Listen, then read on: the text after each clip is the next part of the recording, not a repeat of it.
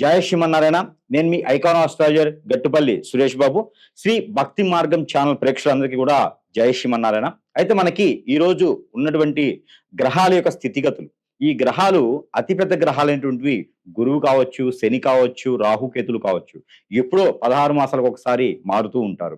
అలానే చిన్న చిన్న గ్రహాలు ఉంటాయి. అది బుధుడు, శుక్రుడు, అలానే రవి, ఇవన్నీ కూడా మాసానికి ఒకసారి, 40 రోజులకు ఒకసారి మారుతూ ఉంటారు. మండలం అంటారు. అలానే చంద్రుడు 3 రోజులకు ఒకసారి మారుతుంటాడు. అయితే ఇది అతిపెద్ద గ్రహం అయినటువంటిది బుధ గ్రహం. అలానే ఈ బుధ గ్రహం 40 రోజులకు ఒకసారి మారినా ఈ గురు గ్రహం ఉంటుంది. ఈ గురు గ్రహం కూడా చాలా అతిపెద్ద గ్రహం అన్నమాట. ఈ గురు గ్రహం మారిన ప్రతిసారి కూడా మనకి పుష్కరాలు, నదులకి పుష్కరాలు కూడా ఆరంభమవుతూ ఉంటాయి. అది ఒక్కటే మనకి సూచనగా మనం గుర్తుపెట్టుకోవచ్చు. అయితే ఈ గురుగ్రహం, అతిపెద్దైనటువంటి గురుగ్రహం కూడా ఇప్పుడు మిథున రాశి నుంచి కర్కాటక రాశికి సంచరిస్తూ ఉంది. ఇది 2026 సంవత్సరం జూన్ 2వ తారీఖున ఉదయం 4:55 మిథున రాశి నుంచి కర్కాటక రాశికి గురు సంచారం అనేది అవుతుంది. ఆ తదుపరి రెండు రోజుల్లోనే, అంటే 3వ తారీఖు రాత్రి, అంటే 4వ తారీఖు ఉదయించే లోపున శుక్రుడు కూడా సంచరిస్తూ ఉన్నారు. అదే 14వ తారీఖు మరలా జూన్ 14వ తారీఖు రవి కూడా సంచారం జరుగుతూ ఉంటుంది. అంటే ఏకదాటిగా ఈ మూడు ఈ మూడు గ్రహాలు కూడా మనకి ఈ జూన్ మాసంలో మారడం అనేది అతిపెద్ద సంక్షోభం అన్నమాట.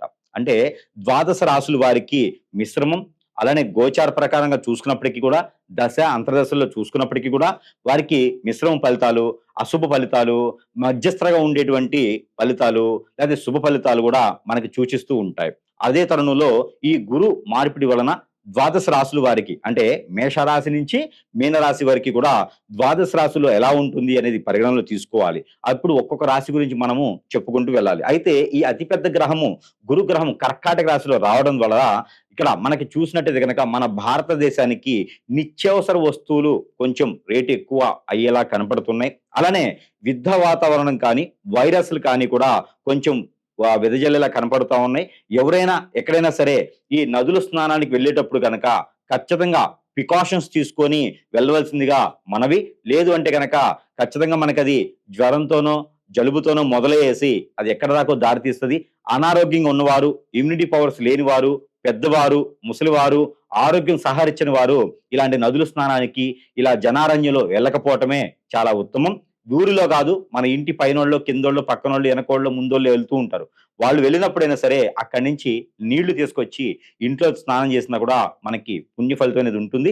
అలానే పెద్దలకు చేయాల్సిన కార్యక్రమాలు ఉన్నాయి కదా, పుష్కరాలను చేయాలి కదా అంటారు. కావచ్చు, కానీ పుష్కరాలు చేయాలి అన్నప్పటికీ కూడా ఈ పెద్దల కార్యక్రమాలు మనకి తర్పణం అనేది ఆ పుష్కరాల సమయంలో ఇంటి వద్దనైనా, బ్రాహ్మణత్వముల దగ్గరైనా, లేదా శివాలయాల ఆలయాల్లో అయినా సరే మనం తీర్చుకునే దానికి అయితే అర్హత ఉంటుంది. ఆ ఒక అవకాశం కూడా ఉంటుంది.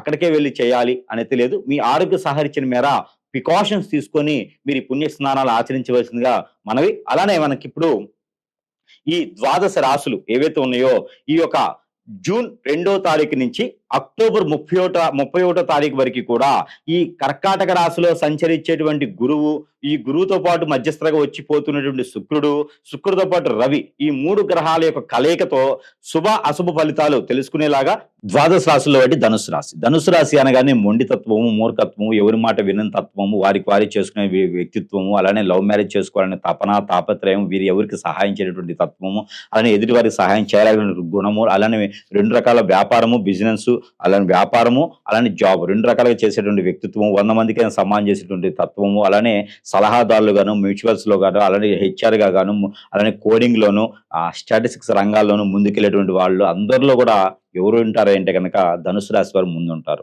అలానే ఏదైనా సహాయం చేయాలన్నా, పని చేయాలన్నా, నమ్మకమైనటువంటి వ్యక్తి కావాలన్నా కూడా ధనుసు రాశి వాళ్ళని ఒక్కళ్ళనే ట్యూన్ చేసుకుంటా ఉంటారు చాలా మంది కూడా. అలాంటి ధనుసు రాశి వారికి కొంతకాలంగా, అంటే దాదాపు 2.5-3 సంవత్సరాలుగా అన్ని రకాల గ్రహాలు కూడా వీరిపైన దండెత్తేసి శత్రు బాధను చూపిస్తూ ఉన్నాయి. అలాంటి వారికి కూడా ఇప్పుడు ఇటీవల మనకి జూన్ 2వ తారీఖు నుంచి అక్టోబర్ 31వ తారీఖు వరకే కర్కాటక రాశిలో సంచరించేటువంటి గురువుతో పాటు శుక్రుడితో పాటు రవి భగవాన్, ఈ 3 గ్రహాలు గ్రహాలు కూడా ఈ యొక్క ధనుసు రాశి వారిని మంచి చేయబోతున్నాయి. కాబట్టి ఇలాంటి సద్వినియోగం చేసుకోవాలి. ఇలాంటి అవకాశాలు మళ్ళీ మళ్ళీ రావు. 19 సంవత్సరాలకు ఒకసారి వచ్చే అదృష్టాన్ని పెళ్లి కాని వారికి పెళ్లవుతుంది. పెళ్ళైన వారు భార్యాభర్తలు కలుపుతుంది. భార్యాభర్తలు దూరమైనా కూడా దగ్గర చేస్తుంది. పెళ్ళైన వారికి భార్యాభర్తలు దూరమైన దగ్గర చేసి పిల్లలు పుట్టిస్తుంది. కాబట్టి ఇలాంటి సదవకాశం ఎంతమందికి వస్తుందంటే ఇది ఒక ధనుసు రాశి వాళ్ళు సొంతం కాబట్టి ధనుసు రాశి వారికి ఎన్నో రకాల గ్రహాల యొక్క స్థితిగతులు బాగలేవు, అనుకూలించట్లేదు. కాబట్టి ఇలాంటి తరుణంలో గురువు మారడం అనేది గొప్ప విశేషం. ఆ గురువు మారిన తర్వాత మీకు అన్ని రకాల కూడా వర్క్‌లో గాని, బిజినెస్‌లో గాని, జాబ్‌లో గాని మీ మీద ఉండేటువంటి చెడు క్రియలు చేయించినటువంటి వాళ్ళ మీద గాని దండెత్తేసి మీకు మంచి చేసే దానికైతే సానుకూల పడుతుంది గురువు.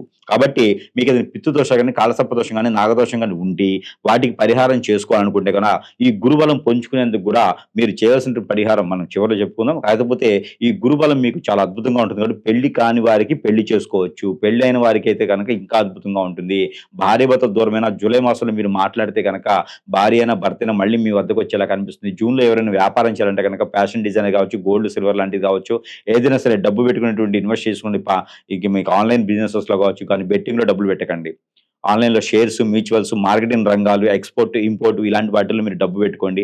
మంచి ఆదాయ వనరులు మీకు లభ్యపడతా ఉంటాయి. జాబ్‌లో కూడా మీకు హెచ్ఆర్‌లో బ్యాంకింగ్ సెక్టార్, ఫైనాన్స్ సెక్టార్‌లో కూడా మీకు జాబ్ పరంగా చాలా అద్భుతంగా ఉంది కాబట్టి ఇలాంటి ప్రయత్నాలు మీరు చేసుకుంటూ ఉండాలి. ఇది జూన్‌లో మీరు ప్రయత్నించాలి. జూలైలో అయితే విదేశీయానం కనిపిస్తోంది. జాబ్ ప్రకారం కూడా విదేశీయానం కనిపిస్తుంది కాబట్టి ప్రయత్నం చేయండి. ఆగస్టులో అయితే గనక మీకు ఏదైనా రోగాలు, నొప్పులు గాని, బాధ గాని, ఆరోగ్యం క్షీణించేలా కనిపిస్తుంది. ఎక్కడైనా అప్పు ఇచ్చి ఉంటే కూడా ఆ డబ్బులు వసూలయ్యే కనిపిస్తుంది కాబట్టి ప్రయత్నం చేయండి ఆగస్టులో. ఆగస్టు లోపే ప్రయత్నం చేసుకోండి. ఆగస్టులో మీకు వచ్చేటువంటి ఈ యొక్క ఆరోగ్య సమస్యలకి ఏదైతే ఉందో అనారోగ్య పాలవ్వకుండా ఉండాలి అంటే గనక మీరు తినేటువంటి దాంట్లో ఏదైతే ఉందో మీరు ప్రతినిత్యం కూడా వెండి గ్లాస్ తీసుకోండి లేదా గాజు గ్లాస్ తీసుకోండి. దాంట్లో పాలతో పాటు తేనెతో పాటు కుంకుమ పువ్వు ఈ 3 కూడా వేసి సేవించేస్తూ ఉండండి. అలానే ప్రతిరోజు కూడా మిరియాల రసం గాని తినేదానికి ప్రయత్నం చేస్తూ ఉంటే గనక ఖచ్చితంగా మీ మీద జరిగేటువంటి నరదిష్టి, నరఘోషే కాకుండా గ్రహాల యొక్క స్థితిగతులే కాకుండా ఆరోగ్యం కూడా మీ మీద క్షీణించకుండా ఉంటుంది కాబట్టి అలాంటి చిన్న చిన్న ప్రికాషన్స్ ఖచ్చితంగా తీసుకోవాలి. అలానే మీకు సెప్టెంబర్, అక్టోబర్ మాసాల్లో అయితే గనక ప్రమోషన్స్ కానీ, ఇంక్రిమెంట్స్ కానీ, విదేశీయానం ఖచ్చితంగా వెళ్ళేదానికి గాని, పెళ్లి అవ్వని వారికి భార్యాభర్తలు సంబంధాలు కుదిరేదానికి గాని, మంచి సంబంధాలు తూర్పు తీసుకొచ్చేట అబ్బాయి సంబంధం, పడమర తీసుకొచ్చేట అమ్మాయి సంబంధం కుదిరేదానికి గాని, దక్షిణ దిశగా కూడా మీరు చేసుకునే అవకాశం ఉంటుంది. అలానే నిధులు, నిక్షేపాలంటూ మీరు ఆలయాల చుట్టూ తిరగకుండా, ఎక్కడైనా స్థలాల చుట్టూ తిరగకుండా మంచి పని ఉంటే గనక పని చేసుకుంటూ ఉండేలాగా చాలా అద్భుతంగా ఉంటుంది. గోల్డ్, సిల్వర్ లాంటి వ్యాపారాలు చాలా అద్భుతంగా ఉంటాయి. అలానే ఈ యొక్క ధనుసు రాశి వారికి ఏదైనా రంగంలో ముందుకు వెళ్ళాలి, కొత్తగా ఏదైనా స్టార్ట్ చేయాలనుకుంటే గనక హోటల్స్ రంగం బాగుంటుంది. గోల్డ్, సిల్వర్ లాంటివి బాగుంటుంది. అలానే మ్యూచువల్స్‌లో ఇన్వెస్ట్‌మెంట్ చేయడం చాలా అద్భుతంగా ఉంటుంది. అప్పు తీసుకురాకూడదు. అప్పు తీసుకొస్తే చాలా నష్టపోతారు, లాస్ అవుతారు, ఇబ్బంది పడతారు, భంగపడతారు, బాధపడతారు. అలానే రాజకీయ రంగంలో కావచ్చు, సినీ రంగంలో కావచ్చు, ఎవరైనా అడుగు పెట్టాలి, కొత్తగా రకంగా బాగుండాలనుకుంటే గనక ప్రయత్నం చేయొచ్చు. ఇంక జాతక ప్రకారంగా కాకుండా ఏ గ్రహం మారినా కూడా మాకేం స్థితిగతులు అర్థం కావట్లేదు, గ్రహాలు మారుతున్నాయి కానీ మళ్ళీ మంచి జరగట్లేదు అనుకుంటే మీ మీద ఏదైనా చెడు క్రియ జరిగి ఉండొచ్చు. ఆ చెడు క్రియ పోయేలాగైతే మన సమీప దూరంలో ఎవరైనా గురువుగారు ఉంటే, మంచి గురువుగారు అయితే గనక సంప్రదిస్తే మీకు ఉన్నటువంటి సమస్యకి పరిష్కార మార్గం అయితే కనిపిస్తుంది. ప్రతి ఒక్కటి జాతకాల్లో ఉండదండి. మనకు జరిగేటువంటి ప్రతి క్రియ కూడా జాతకాల్లో కనపడదు. జాతకాల్లో కనిపించే కొన్ని దోషాలు మాత్రమే. కొన్ని దోషాలు గురువు దగ్గరికి వెళ్తే మనకు సూచిస్తూ ఉంటారు. మానవ గ్రహాలు చేసేటువంటి చెడు క్రియలని మన మీద ఇబ్బంది పడతా ఉంటే ఇంటికో, మనకో చేతబడో ఇప్పుడంటే చేపిస్తే మనం అందరం కూడా ఇబ్బంది పడుతూ ఉంటాం. చేసిన వాళ్ళు బాగానే ఉంటారు కానీ చేయించబడిన వాళ్ళు ఇబ్బంది పడుతూ ఉంటారు. అవన్నీ తీసుకుంటేనే మీరు అనుకున్నటువంటి స్థానానికి వెళ్ళే అవకాశం ఉంటుంది. ఇక మీకు దేవుని అనుగ్రహం కూడా ఖచ్చితంగా కావాలి. ఈ గురుబలం గాని, శుక్రబలం గాని మీకు బాగా ఉండాలి. కాబట్టి క్యాష్యూ నట్, జీడిపప్పు ఏదైతే ఉందో అది ఒక 1/4 కిలో తీసుకోవాలి. బ్రౌన్ శనగలు ఒక 1/4 కిలో తీసుకోండి. ఉలవలు, గోధుమలు, జొన్నలు ఈ 3 కూడా 1/4 కిలో చొప్పున తీసుకొని, పచ్చ పెసలు, నల్ల నువ్వులు, నల్ల మినుములు ఇవి కూడా 1/4 కిలో చొప్పున తీసుకొని, నవధాన్యాలు ఒక 1/4 కిలో తీసుకోండి. మొత్తం కలిపితే 2.5 కిలోలు అవుతాయి.